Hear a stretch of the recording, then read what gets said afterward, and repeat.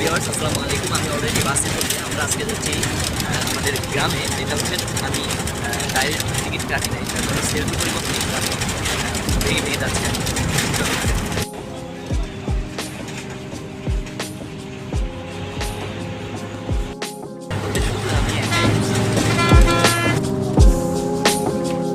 Viewers finally আমরা চলে এসেছি পাটুরিয়া ঘাটে। এখন আমরা ফেরি পার হয়ে দৌলদিয়া ঘাটে যাব, যেখান থেকে আমরা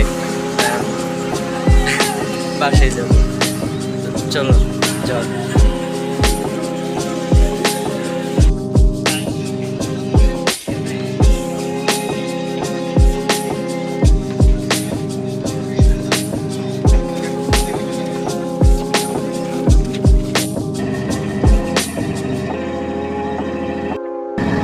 এখন আমি ফেরিতে আছি, ফেরি চলতেছে। দীর্ঘ আধা ঘন্টা ওয়েট করার পরে ফেরি ছাড়া হয়েছে। আর বিশেষ করে একটা জিনিস লক্ষ্য করলাম, ফেরিতে কেউ কখনো খাওয়া দাওয়া করবে না হোটেলে, কারণ আমি দেখেছি এখানে নদীর পানি দিয়েই থালাবাটি ধোয়া হচ্ছে। তো এই জিনিসটা খুবই খারাপ লেগেছে আমার। এবং সব থেকে বেশি একটা জিনিস ভালো লেগেছে, সেটা হচ্ছে ভিডিওতেই দেখে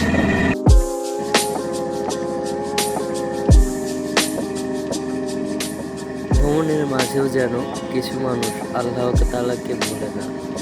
তারা শত ব্যস্ততার মাঝেও এভাবে আল্লাহ তাআলার স্মরণে থাকে। অলরেডি আমরা চলে এসেছি দৌলদিয়া ঘাটে। আমাদের লঞ্চটা এখানে নোঙর করবে। চলুন।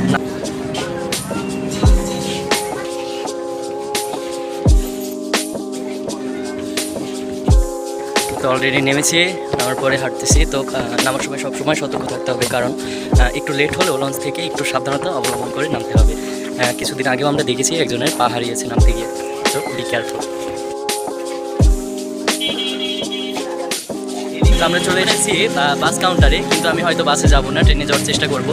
এখন হয়তো ট্রেন পাওয়া যেতে পারে। আর সব থেকে বড় কথা, আপনারা সতর্ক থাকবেন। এখানে বিভিন্ন দালাল আছে, আপনারা দাম দর করে তারপরে গাড়িটি নেবেন, না হলে কিন্তু বিপদে পড়বেন। এখানে অনেক দুর্নীতি এবং বিভিন্ন রিক্সা, যেখানেই হোক যেটাই হোক, যে কোনো বাহনে ওঠার আগে অবশ্যই দাম দর ঠিক করে নেবেন।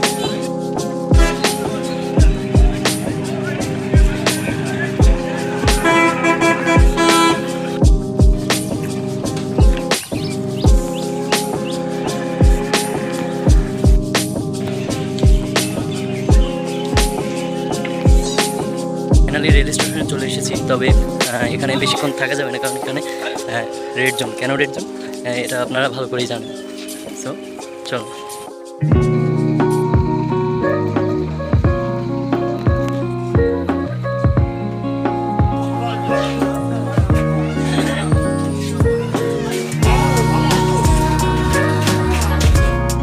তো ট্রেনে এসে বসলাম, মোটামুটি ট্রেনটা ফাঁকা আছে, ভালো লাগতেছে বিষয়টা।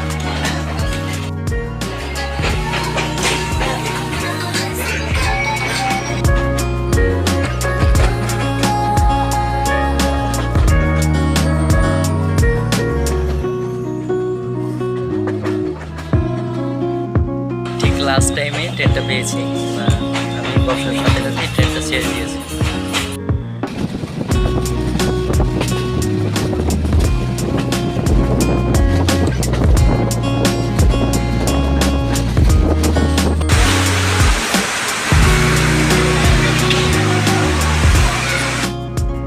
অলরেডি চলে এসেছি। আস্তে আস্তে সন্ধ্যা হয়ে গেল। আমি বিকেল 4টে থেকে উঠেছিলাম এবং 7টার মেবি নামলাম।